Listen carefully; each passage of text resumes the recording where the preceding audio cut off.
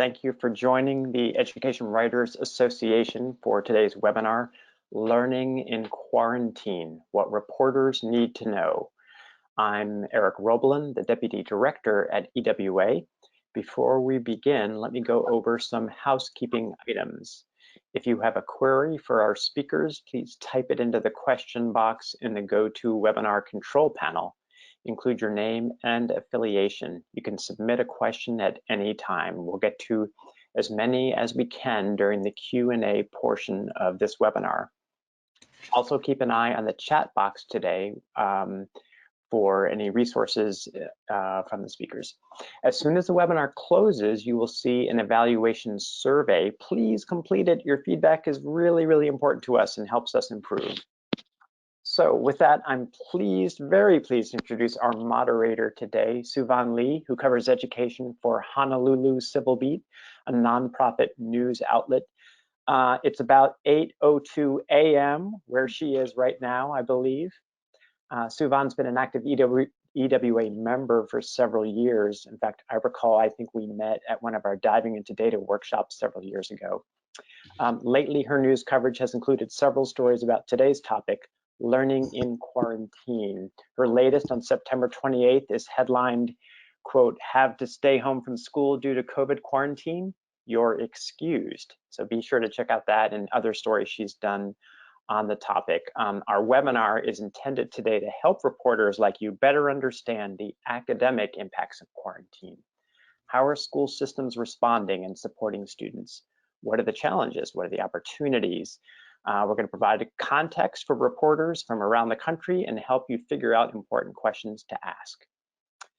With that, I'm going to hand the mic over to Suevon, who will introduce our speakers.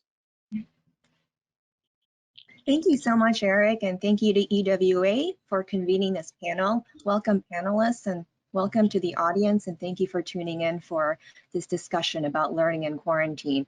As many education journalists around the country know, this school year was the first time many places opened for full in-person instruction for the first time since the pandemic. However, a big hiccup has been having to quarantine students due to COVID exposure. So what are school districts doing around the country to adapt to that situation? And we will be discussing that today. So let me go ahead and introduce our panelists who will provide overview on their research and their perspectives on what they're noticing in their school districts. We have Bree Dusseault, who's a principal at the Center on Reinventing Public Education, a research nonprofit which has been extensively tracking school district responses to the COVID pandemic since it began, from school reopening plans to health and safety procedures to quarantine models. Dr. Gustavo Balderas, who's a superintendent of the Edmonds School District in Washington State. It's a district comprising 34 schools with a total enrollment of roughly 22,000. Prior to that, he served as superintendent of the Eugene School District 4J in Oregon. And Dr. Ann Levett, who is superintendent of the Savannah-Chatham County School System, public school system in Georgia, which serves roughly 37,000 students across 55 schools. And with that, I'll kick it off to Bree. Bree? Hi, it is great to be here with everyone. I'm just going to, give me just a moment. I'm going to pull up a presentation. Great, okay. So it is great to be here with you all today. Thanks so much for making the time. And Suevon, thanks so much for moderating, and I'm really excited to get this time with Dr. Balderas and Dr. Levett as well. So I'm just going to set the stage of what we see happening nationally for large and urban districts, and then we'll hear a lot more detail of what's really happening on the ground.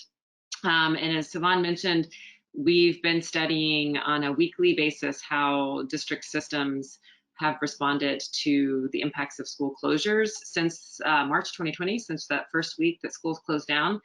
We also study states and how state guidance is shaping those decisions, and I'm really excited to have superintendents from two really different state contexts, because something we're learning is that makes a really big difference in what patterns of decisions that get made, and maybe even like range of options that may be available to school leaders and district leaders.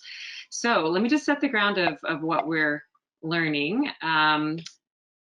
As I mentioned, we have been studying district and state responses for about 20 months now. What data I'm going to show you today is not a representative sample. It is really reflective of large and urban districts across the country, serving over 9 million students.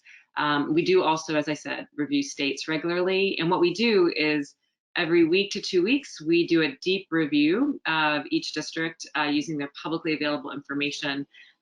We use media coverage. Suevon, we've actually used much of your coverage to understand Hawaii, DOE, so it's so great to be here with you. We use many of probably you on the lines coverage. We go into board meeting materials and track all of that. We use, of course, all of the district's own communication and any social media channels related to track our progress. So that's what we do. This is not based on in-depth interviews. This is really based on like a national scan of what's happening with these large and urban districts. And it just helps give us a sense of trends. Of course, situations on the ground are unique in every district.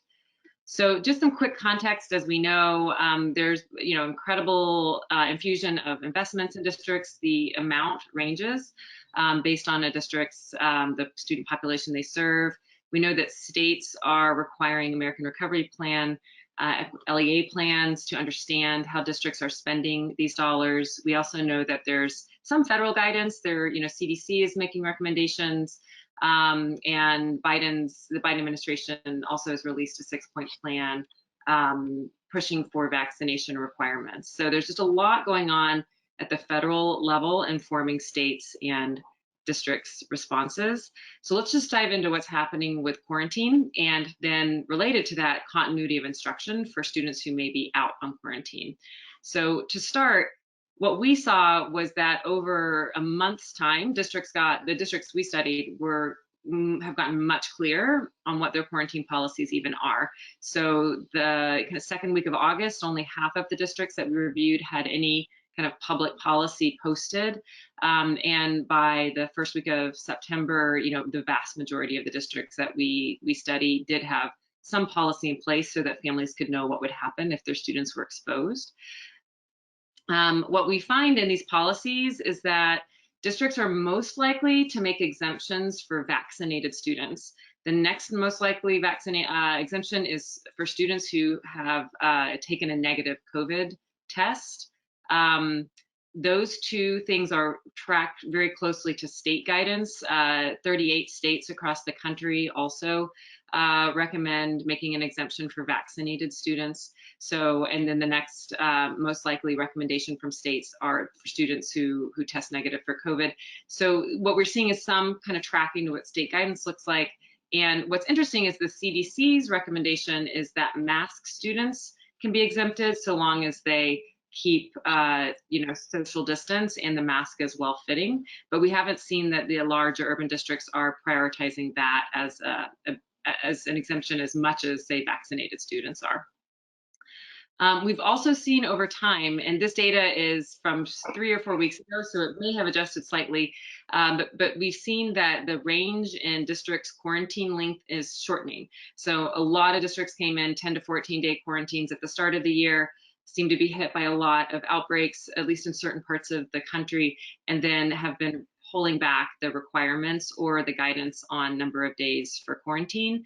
But the most common quarantine length is somewhere between 7 to 10 days.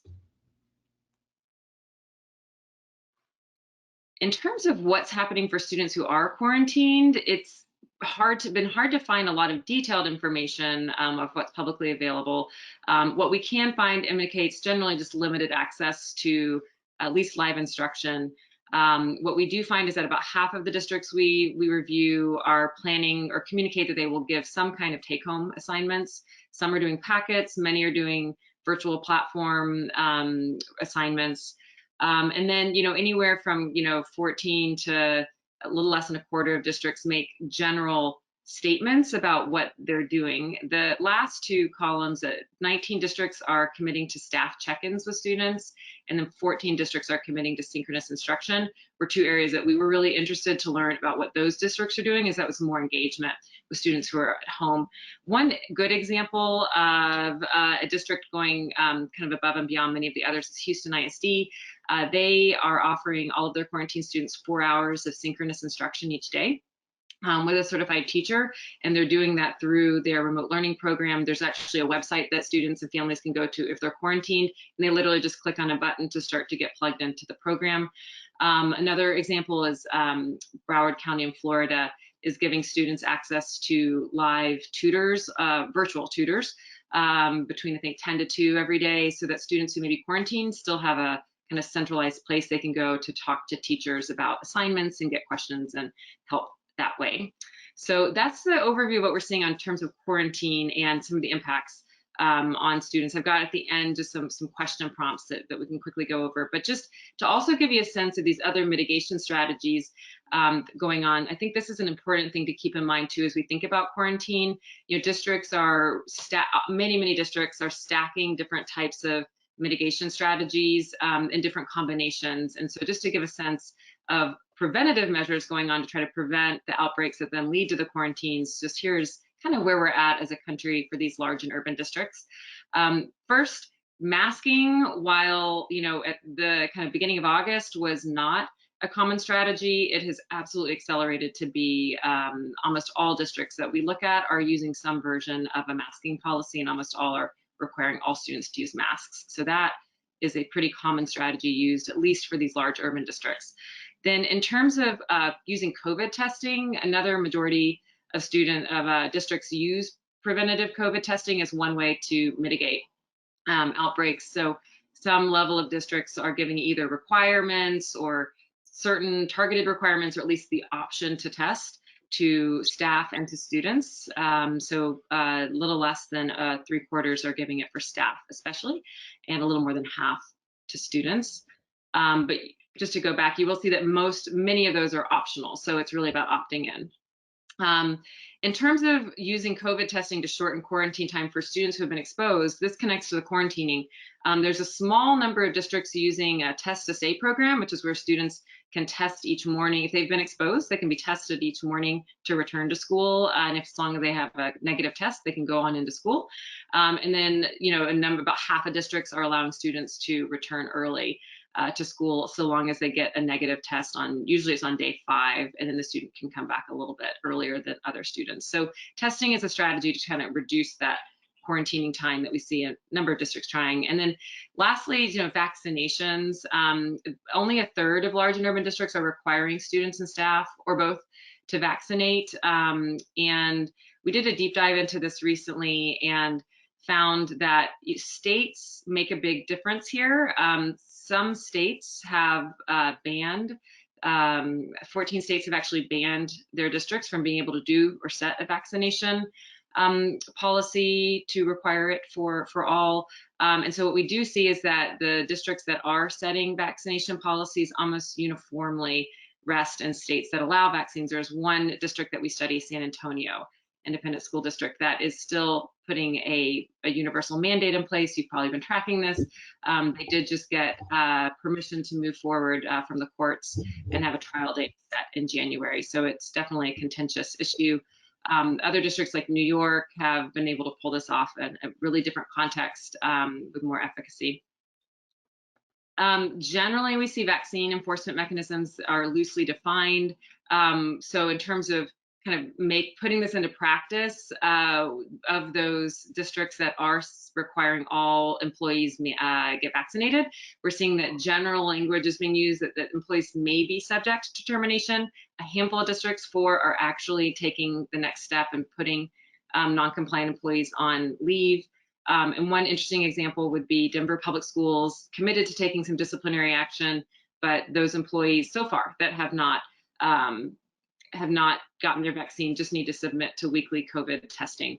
And as we know, this is a complicated decision, and districts are balancing staffing shortages with, in some cases, demands from families and unions in some cases to really put these vaccine requirements in place. So it's just a complicated situation, but we do see some level of kind of communication of how this would be put into place and enforced. In states that can't put mandates up, what we see is that districts use incentives, and mostly financial incentives, though I did appreciate Atlanta Public Schools as raffling resort stays to exotic locations. So we see this pretty wide range of stipends from anywhere from $200 to $1,000, and this can get pretty expensive for a district. If they have a district like DeKalb, if all of its employees got vaccinated, it could cost somewhere between $10 to $15 million for them to put this in place. And so this is becoming an example of where just different districts in different states have different types of options available to them to try to curb the outbreaks that then lead to quarantine and then lead to disrupted learning. Very quickly, just know that for remote learning, the vast majority of districts that we studied have stood up new remote options, 94%, doubling since in a month. What that means, that's really been in response to parent demand. While there are options in almost all the districts we see that not all students may be able to access that option. In some cases, they're specialized schools or schools that target certain populations. About a third of the districts we looked at have some kind of a cap or a wait list, so the demand exceeds the supply. And we've seen an increase in enrollment. And all of this is in the first month or two of school. It'll be very interesting to see how this shakes out as hopefully a vaccine for younger students goes into effect and as students and families kind of settle into the new school year. And then finally, this is, I think, important to name that districts are staffed, generally these big districts are staffing and running their own remote learning programs, and that may come into play as districts think about how they can then create a third strategy for supporting quarantine students. It can just get very complicated when you've got new programs with new staffing, and this remote learning component of what districts now provide, I'm sure is taking a fair amount of resources to even get up off the ground, and maybe a component of how they're thinking about offering or not offering supports to students in quarantine. So all of this is to say there are lots of questions to be asked. I can send these on to you all. We can send the deck out to you all after we finish here. But some of the areas where I thought there could be some great questions around all of this is just implementation.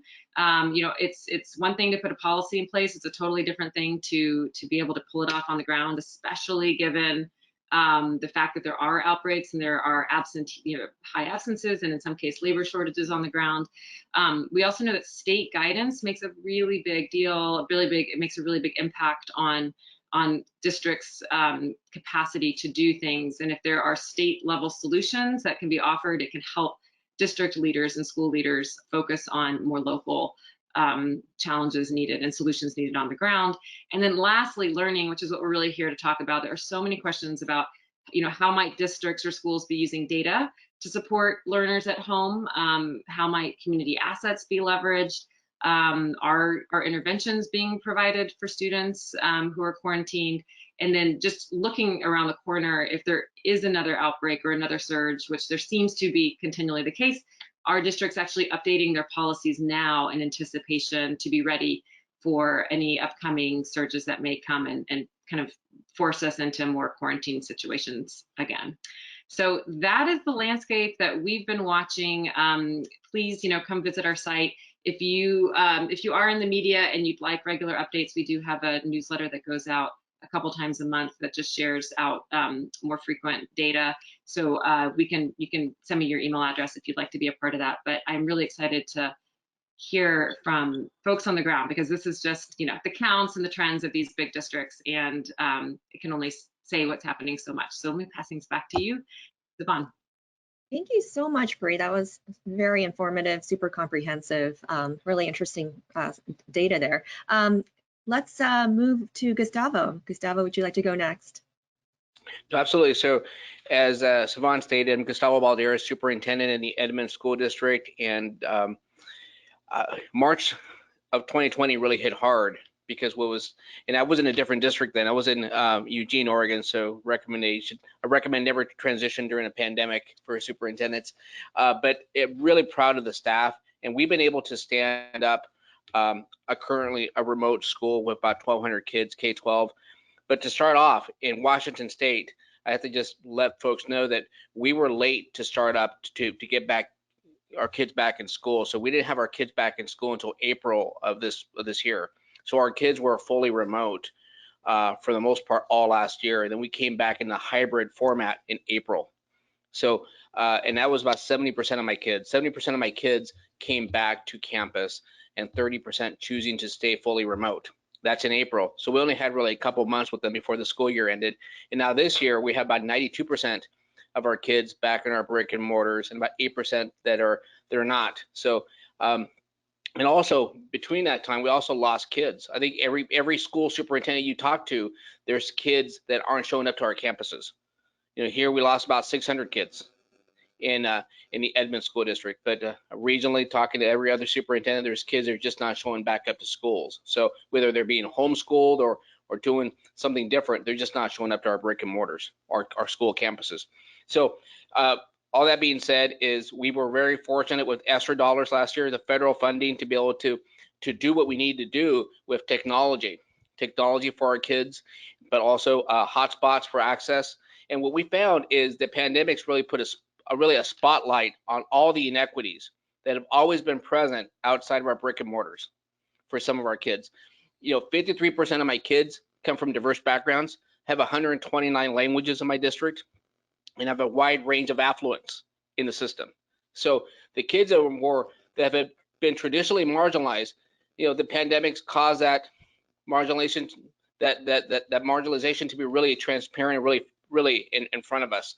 So the kids that have not had access before, they still sometimes are struggling with access because of the hotspots and large families living in small areas, maybe apartments and so forth. So again, that's one of the things that we were able to do, though. We were able to provide one-on-one technology devices, K-12, and we were fortunate to already have a technology levy to already have a lot of the technology pieces in place. We were able to complete that, but also to add positions like social workers and parents and extra teachers.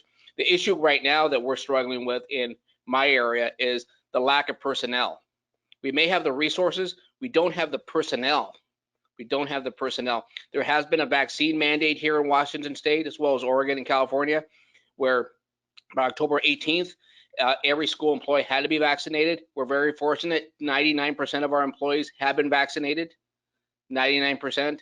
Again, we don't have a student vaccination requirement, but we do have an adult vaccination requirement to work in our public schools.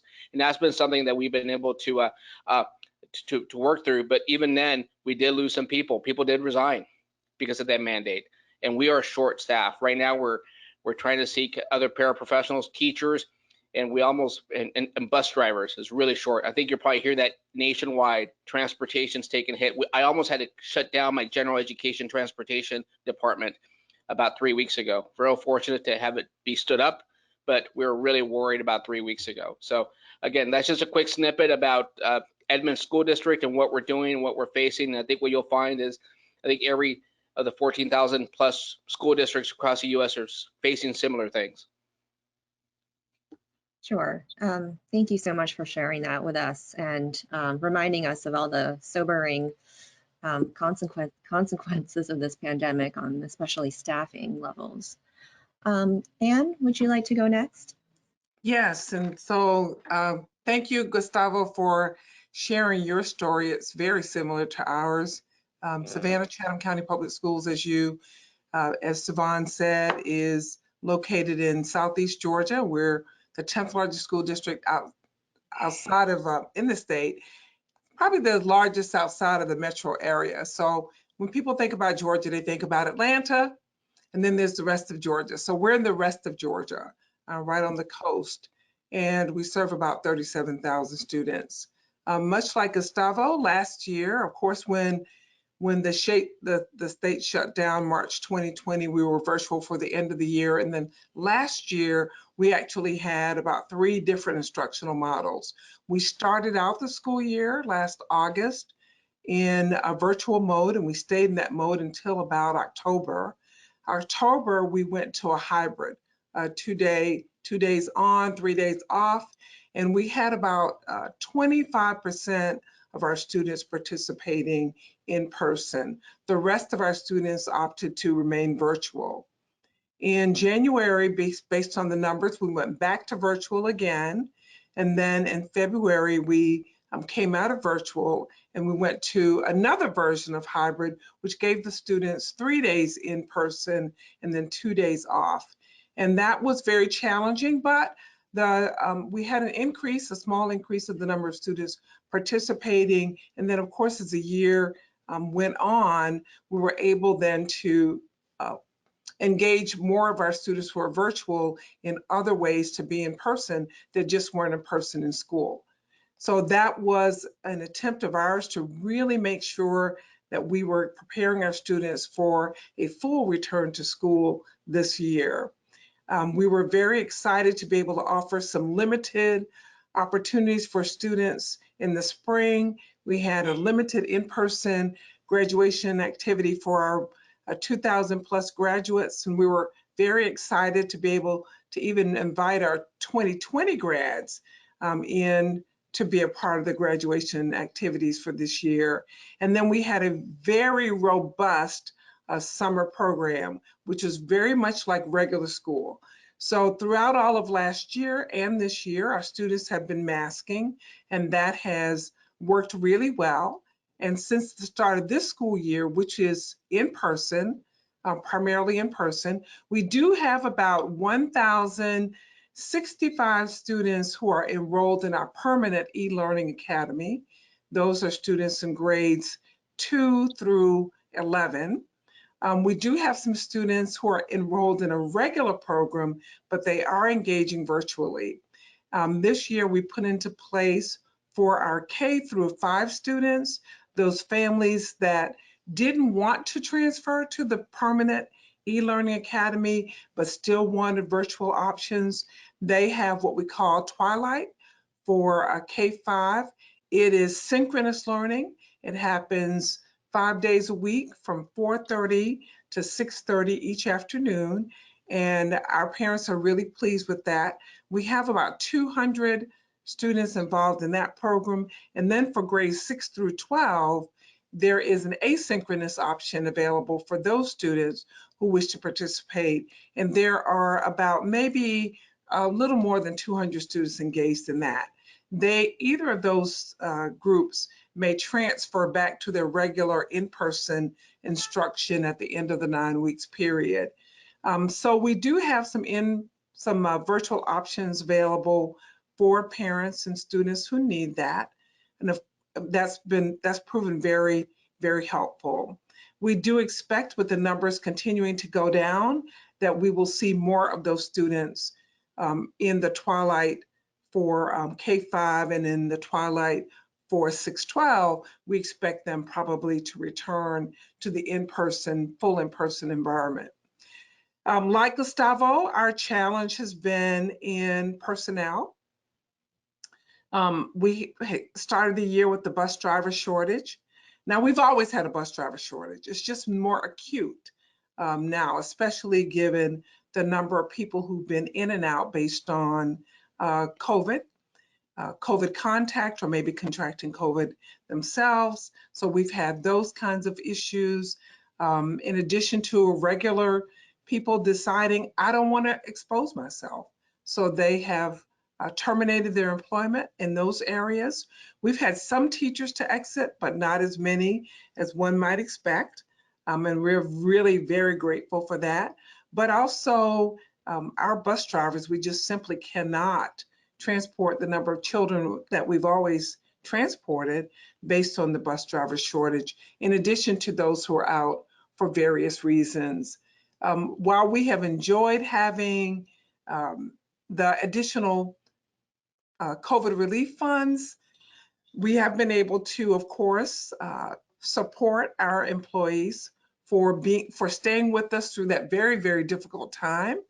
And we've also been able to add a few people based on the short-lived grants that we have through the COVID relief. But I will just tell you that the labor shortage is real. It is real. And recruiting for teachers has been much more challenging during the time of COVID, because people have been moving about across the United States, returning to family, and some based on members of their family maybe not working. They've needed to relocate. So we are still challenged in that area. Interviewing even today, people have moved into our area based on family needs and hopefully being able to fill some of the vacancies that we have. We are continuing to recruit aggressively for transportation, an acute area. Certainly, we're hoping to be able to transport more students second semester. In terms of everything else, you know, one of the things that we have found really helpful, we do not have mandates in place for our staff or students at this point, but we have offered an incentive to get our staff vaccinated. And as of yesterday, we were at about 74%. And we are hoping that that number will continue to increase. And of course, we're very excited about the development and approval of vaccines, hopefully, for students who are ages 5 to 11 and creating opportunities for our staff and families to take advantage of that as well. So we're in place for in-school and in-person instruction. Our staff has been champions about it. Our families have been champions about it. They've rolled with the punches, and I'm extremely grateful and just looking forward to a day when we don't have to worry about all of these things. We can just focus on instruction. So I think that's a little bit of our story to help us get started.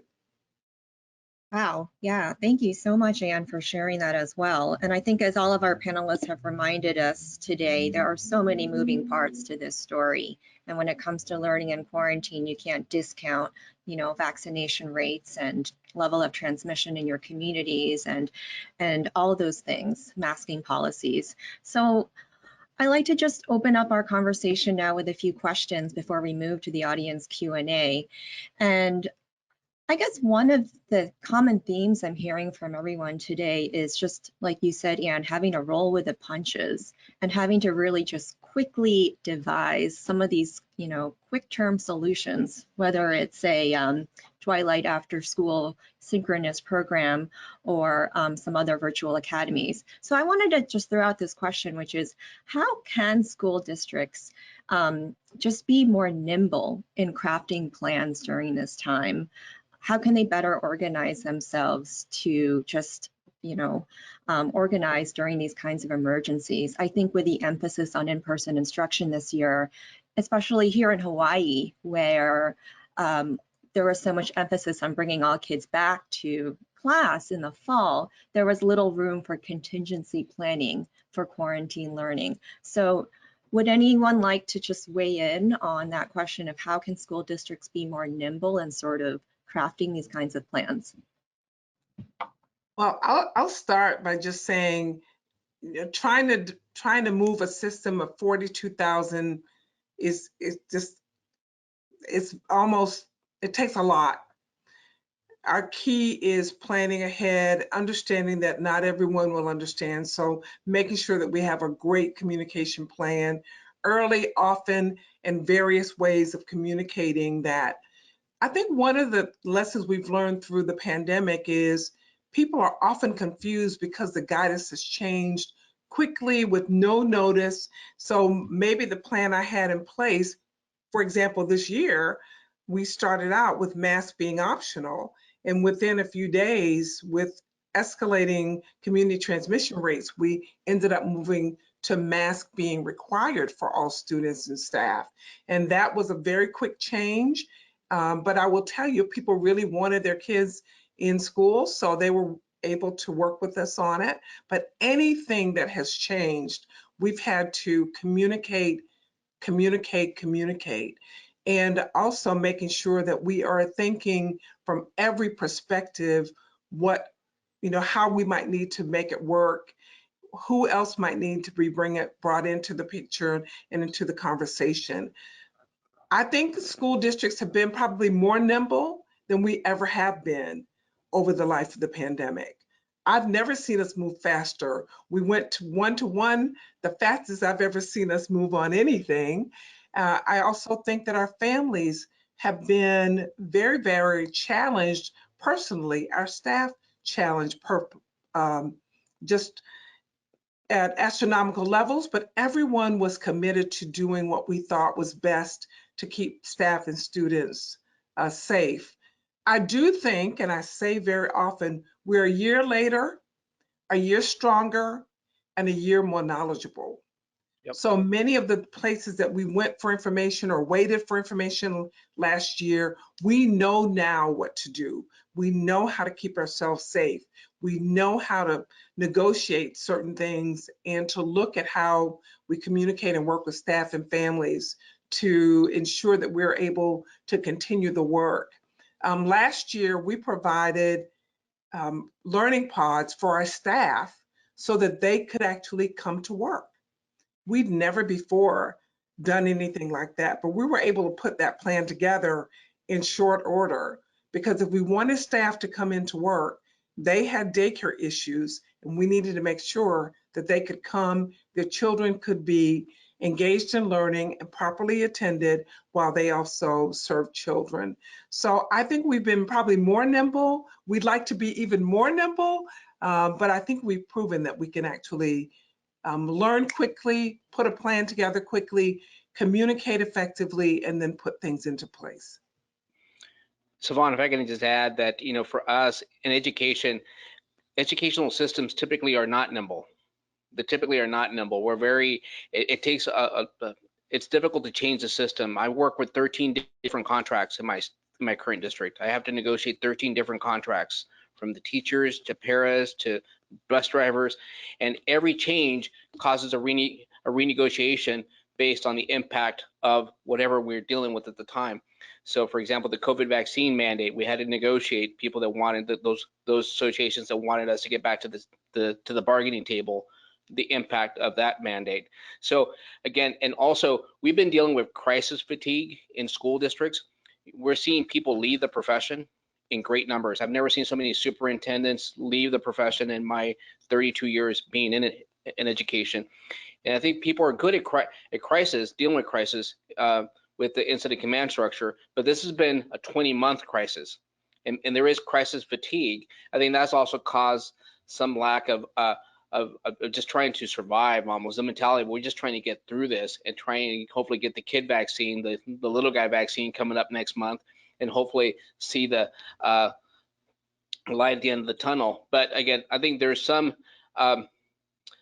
issues that do hamper us being able to be more nimble, and that is what I've said before, is we have to work with our partners, and rightfully so. That's something that we have to do, but also to make sure that, as Ann said, there's been changing information. With every change in information, we had to go back to the bargaining table, which means more time. It takes time to get things done. So just want to add those pieces. Yeah, absolutely. Yeah, I can weigh in quickly, and I'll name, before I did this work at SERPI, I also worked in the district as an area superintendent and know very well. It's interesting to be studying it while also having lived, you know, what it looks like to try to be urgent on the ground prior to a pandemic. And I think what we've seen, but to go back to the research side, you know, we did a totally different study than what I showed to you all, the American School District panel, where we worked with the Rand Institute, interviewed a number of systems leaders, very much like Dr. Levett and Dr. Balderas, on the ground, and happened to have these interviews set up during COVID. And what we saw by looking at and actually getting to interview really committed, you know, determined leaders on the ground was that there are just some circumstances that help set a district up to be more nimble. So the moment you went into the pandemic, you were stuck with what environment you're in. And so what we found were districts that happen to have more coherent, more centralized instructional systems and professional development systems could respond more quickly in a crisis. Now, it may be the case that I worked in a very decentralized system, for example. There are a lot of reasons to have a decentralized system, but in a crisis, you want kind of like command and control, and those systems, Miami-Dade would be a great example. They also are in a state that has to have remote learning as a backup because of natural, you know, hurricanes, essentially. And so a district like Miami-Dade could pivot and within a week set up, within a week of school closure, set up a whole instructional system because they were ready for it. Very different than the states like where I live, or districts like in Washington State that have not had to have those levels of centralization. Another thing that we see is that districts that have really strong relationships with their community, and especially with community partners, can outsource some of this nimbleness to other partners who can be more nimble. So one example would be Indianapolis Public Schools has a partnership with a number of different, the Mind Trust, United Way, and then a lot of local organizations, and they were able to set up, not the district, but these partners were able to set up learning hubs. They then transitioned that into a really creative summer school program, similar, it sounds like, to what Dr. Levett is doing, or was doing, and then they got great results, and then they're using that data to figure out who their fall partnerships will be in order to help with student acceleration and well-being. So that would just be an example of a district, for a lot of reasons, may not be able to be fully nimble, but if it's got good relationships and it's in building trust with the community, it can actually be nimble on the edges, because this is a very complicated time right now. Yeah, thank you so much for providing those additional examples. I mean, it's true that if you live wherever you are geographically, any number of crises could occur, you know, giving us the sense that perhaps we've just all taken brick and mortar schools and in-person learning for granted. You know, here in Hawaii, it's lava flow, or definitely risk of hurricanes as well that could shut down a school. The next question I had was, how can school districts better empower school leaders, such as principals, to effectively come up with a protocol or plan for implementing quarantine learning? For instance, end of year survey last year here in the Hawaii Public Schools indicated that principals just really wanted more support in establishing a, quote, virtual academy, because they just never did that before. So do you have any tips on offering school leaders just more professional development or training in sort of adapting and structuring these new models? I mean, we're such in a new day and age now. What should that look like when it comes to that kind of professional development? I think we've had some wonderful examples of principals who in our group, we vet all of our plans with principals, and we ask them to give us suggestions on what can happen and what's a good way to approach many of these things. Like you, we're practicing for hurricanes all the time, so we know how to shut things down really quickly, stay in contact with their students, and then come back. So principals have been actively involved in that. But you know, I find when they come together and create a solution and bring it to us, it's much more effective. Number one, they're thinking about all the details that are associated with running a school, which is the core business that we're in. And they often need support from us to make sure that that happens. And very often we'll have some perspectives that we need to add, some other things that we've thought about or had to contend with, and they will give us some suggestions on that. So I find when they bring solutions that they are certainly rooted in the place that they are in their populations. And our overview may add some additional pieces to it, but that's very often where we get our best suggestions and recommendations. And Savannah, I would just add that I think the use of technology, I think we're just at our infancy in terms of how we're going to use technology in the future, and have really schools without walls, so the kids can be educated at home. If they're sick, for example, they don't have to miss class time, where they're being taught at school as well, where they can see the live teacher in a classroom. I think technology is only going to get better, and kids that maybe have to be, for example, homeschooled for specific courses, or they're ill, or there's a weather issue happening, we can quickly flip, and kids would still be able to access the proper curriculum and with a live teacher. I think that's something that we're only going to get better at.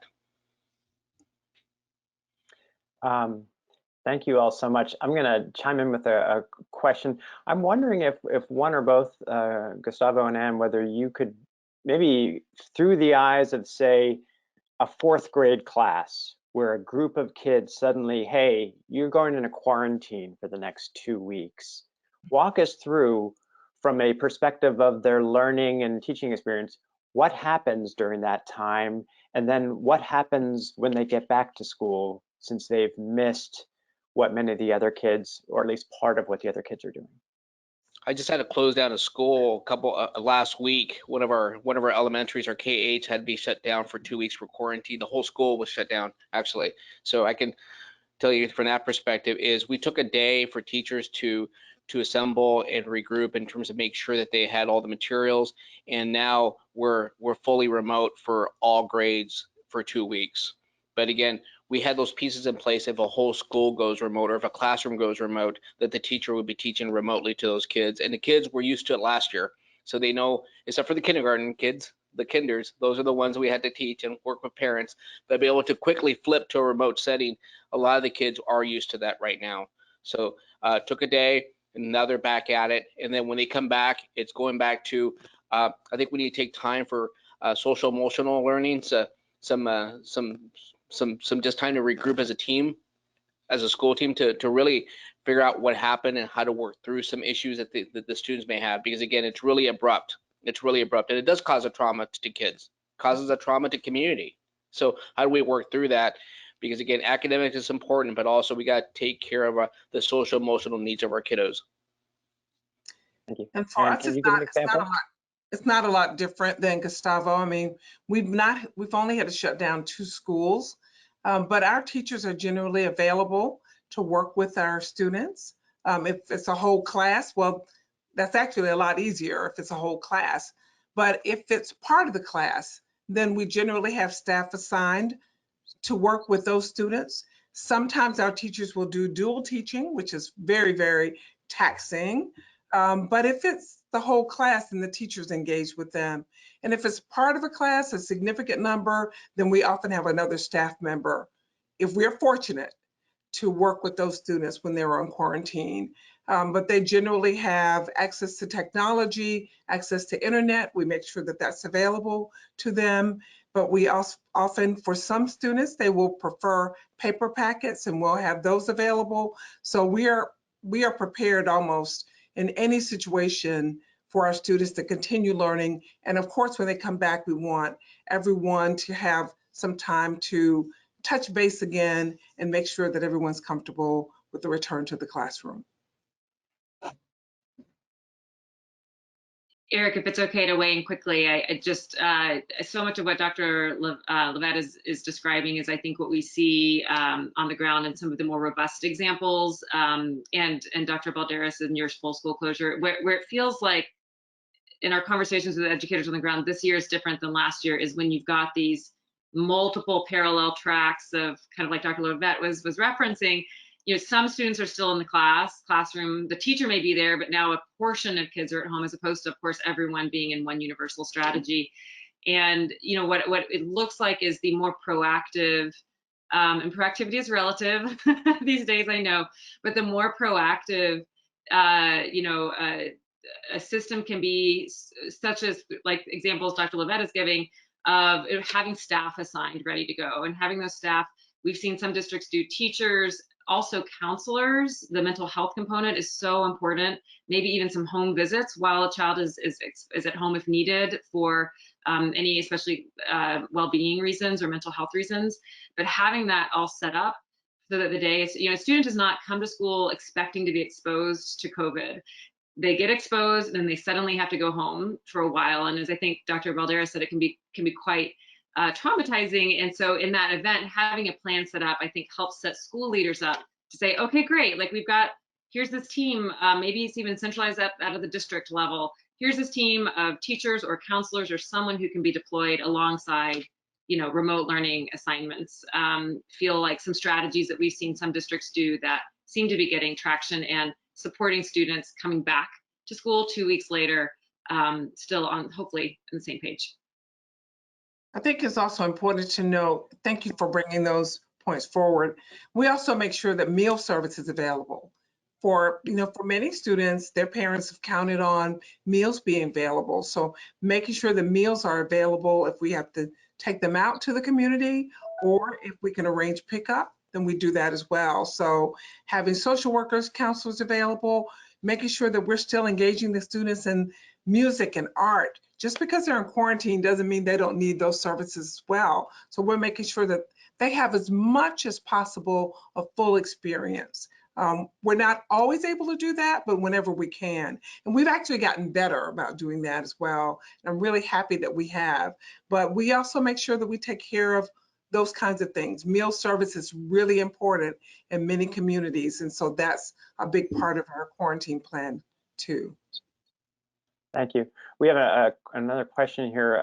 This is a little bit related to this topic today. I'll go ahead and ask, which is in districts that have created remote options, are they hybrid, tapping into live classes at school, or are they entirely separate programs? I mean, maybe some of this varies, but maybe both of you can speak from the superintendent perspective of how that works. So for my district, it's a completely remote option. I mean, parents, didn't want to bring their kids to campus, so it's for a reason. They didn't want their kids to be around other students, so it's a full remote option for us K-12 in the Edmonds School District. And for us, we have two. We have those students who are fully remote by choice, and they are a part of our e-learning academy, and that's about 1,065 students. Well, more like 1,200 at this point. So they are fully remote. That's kind of their life by choice, and synchronous and asynchronous by design.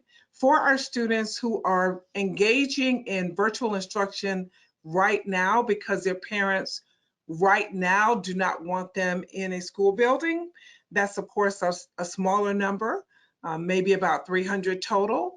They are engaging, and it's a combination of asynchronous and synchronous. For our elementary, the K through 5, it's synchronous learning. So it's live teaching, everybody's on the ball, they're ready to go for those 2 hours a day.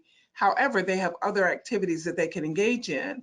For our 6 through 12, those young people are engaging in totally asynchronous with some, of course, contact with their teachers during the day, but it's certainly not like an in-person instruction kind of experience.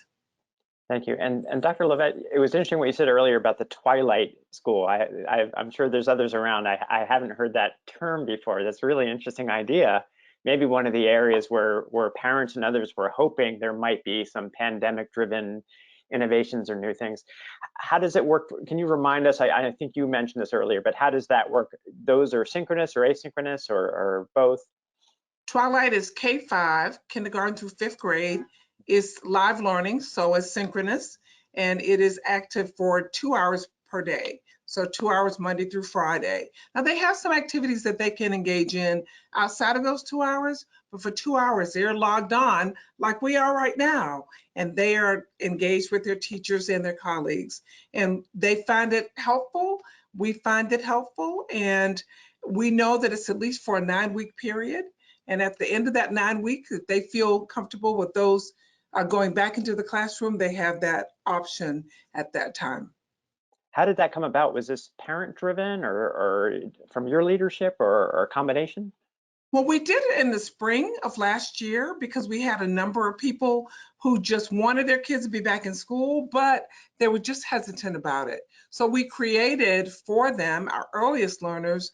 We certainly have lots of concerns about them not being engaged in active learning. So we put that piece in place for parents who said, I get off work at 3 o'clock in the afternoon or 3:30, and I can be there sitting beside him or her. And so we put that in place then. It was very successful, and we decided to continue it for the fall. Okay. And this is a great story that any reporter could ask about. Do you have something like this in our local school system? For Bree, there was a question at the beginning, a little bit about the group of districts that you are tracking. The question of how large are these in terms of enrollment, and how many districts have you been studying? Yeah, great question. We study 100. This data I'm showing you is based on 100 districts. They range in enrollment, but they are the largest. So they're the 30 largest districts in the country. We also look at all of the members in the Council of Great City Schools, and then any state that doesn't have a district represented, we look at the largest district in that state. So that's how we build up this group, but they're generally much larger systems. And we did last year, if it would be of interest, we did have a representative sample of about 500 districts that we looked at for certain targeted questions, but that is not the data that I'm showing you here. But if you wanted to see something that's more representative from last year, I could connect you to some of the reports that we built off that as well. Okay, great, thank you. Another question for both superintendents. Are case numbers going, COVID case numbers going down in your area? If so, do you see the worst of COVID behind you? How's it looking? God, I hope so. They're going down. You see us smiling because the numbers are going down, and we are hoping that with increased vaccinations of both adults and of students, hopefully that we will see those numbers continue. What we recognize is masking has helped. We've not been able to social distance a lot, but certainly when we can, we do. But we think that vaccinating our adults and our families and our students will certainly allow us to see those numbers continue. We really are approaching it as a community effort, but we love it when the numbers go down. Yeah.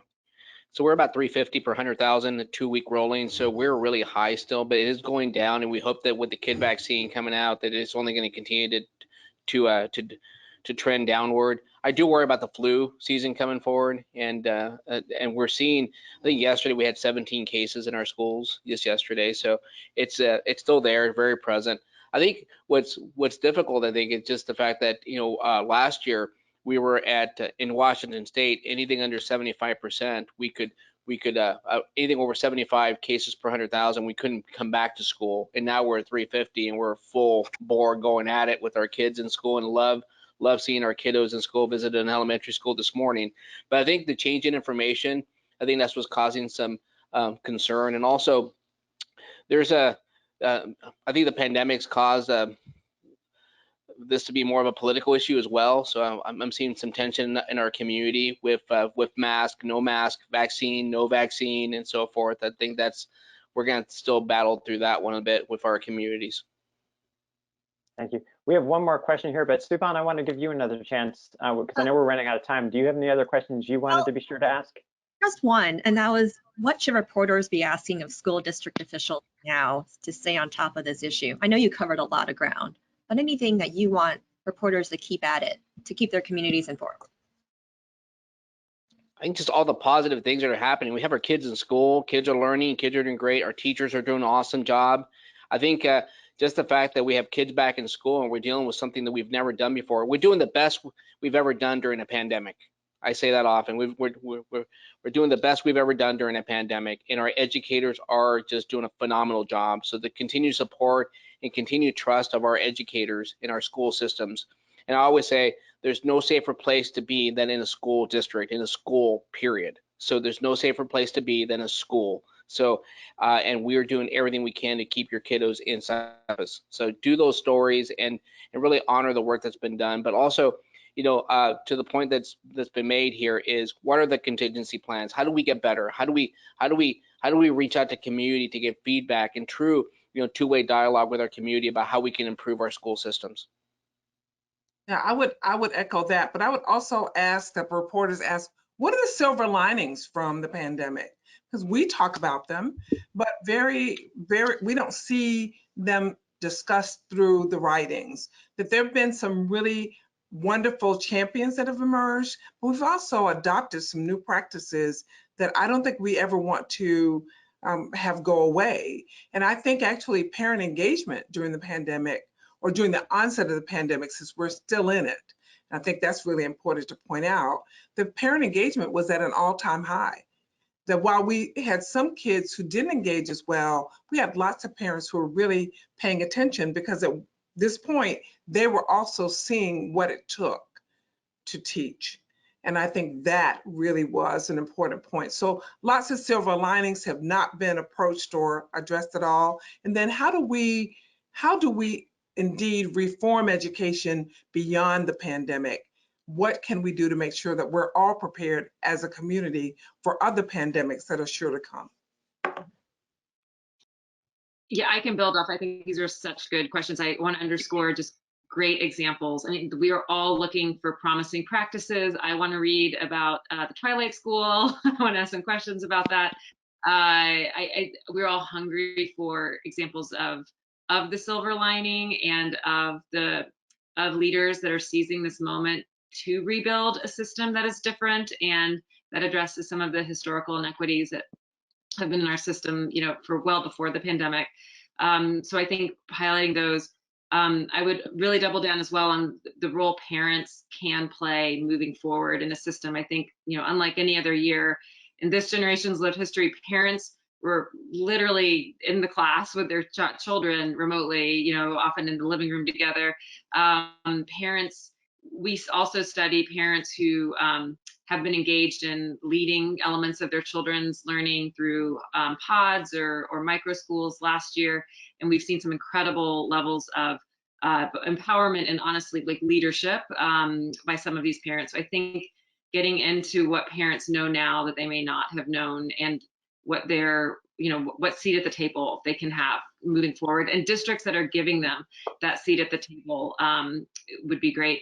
The last thing I'll add that's new is just there are some student populations that feel less visible for those of us who are researching this almost really every day, especially students with disabilities and English language learners. It's been hard to understand what their experience has been and what supports are in place for those two categories of students. And we know that this pandemic may have and likely did impact them more than many other students. And so the lack of, I think I was expecting to see more information on those populations because they probably are more impacted. We just haven't seen that yet. So I think there are some really important stories to tell there that we may not yet know. Thank you all. We're out of time. And by the way, on that last note, we actually have in the works, stay tuned, a webinar coming soon on English language learners and the education recovery. We've done some things previously around students with disabilities, but this will be a new topic for us that I'm excited about. Stay tuned in coming weeks for more information on that.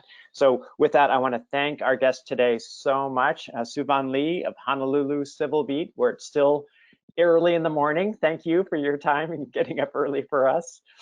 Gustavo Balderas of the Edmonds School District in Washington State, Bree Dusseault of the Center on Reinventing Public Education, and Ann Levett of the Savannah-Chatham District in Georgia. Finally, I want to thank today's attendees and EWA members. As webinar closes, you will see an evaluation survey. Please complete it. This feedback is so important. Thanks, everyone. Have a great day. Thank you.